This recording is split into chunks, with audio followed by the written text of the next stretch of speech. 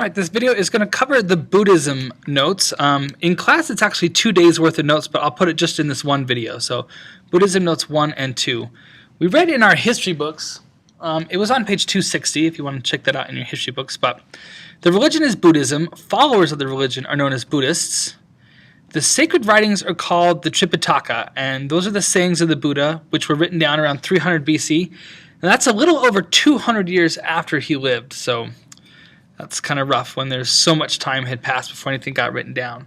It's called the Tripitaka, the TRI prefix meaning 3, because when it was written down on palm leaves, and they carried those around in baskets, and there were 3 baskets worth of palm leaves that had the sayings of the Buddha, and because there were 3 baskets, it's called the Tripitaka.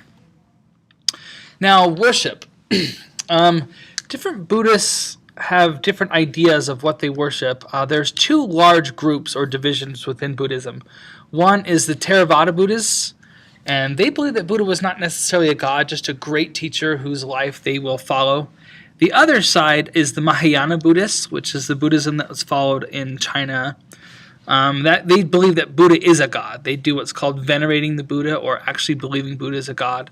And they also have what's called bodhisattvas, which is a belief that anyone can attain Buddhahood, but it's very difficult, and there are people who have the Dharma and have the karma to be able to actually break the cycle and become a Buddha, but they choose not to. They choose to remain so that they can help other people out.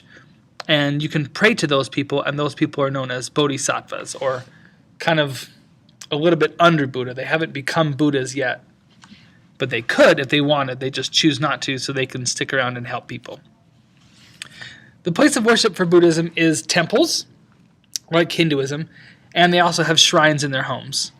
Now, the history of the origin of Buddhism is that there was a prince named Siddhartha Gautama, and he was born about 563 BC, and he was a prince in the Himalayan mountains near India, so northern India, what's now southern-day Nepal. And he left his rich house and traveled around, and he meditated and got enlightenment. The story is that he had everything provided for him he would need by his father, and one day he left his home and wandered the village, and for the first time he saw 4 things. He saw a sick person, an old person, a dead body in a funeral procession, and also a monk. And this was, according to the story, it was the first time he knew that sickness and death and old age existed in the world. And he saw a monk who had no possessions and nothing, and he saw that the monk seemed to be more at peace and more happy than those who had many possessions. And so he left his house and his family behind, and he wandered around and meditated and thought on the purpose of life. And eventually he received enlightenment, or he came to a knowledge of what the truthfulness was as to the meaning of life. And then he began teaching what he calls the 4 Noble Truths. The first truth is that life is full of suffering. The second is that suffering comes from worldly desires.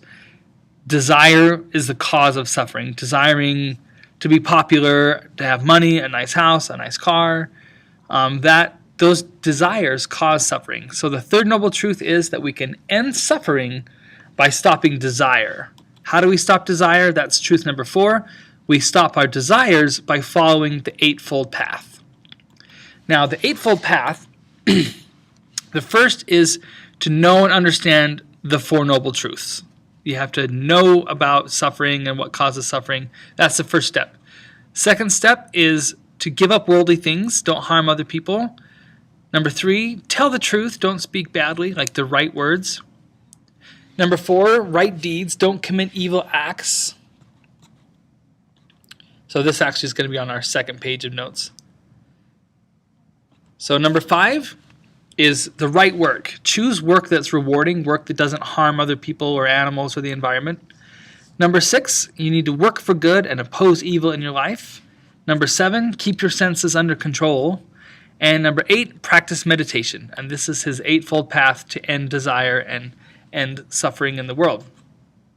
The symbol of Buddhism is a wheel called the Dharma wheel, and it has 8 spokes on it, and each spoke represents one of the steps of the Eightfold Path.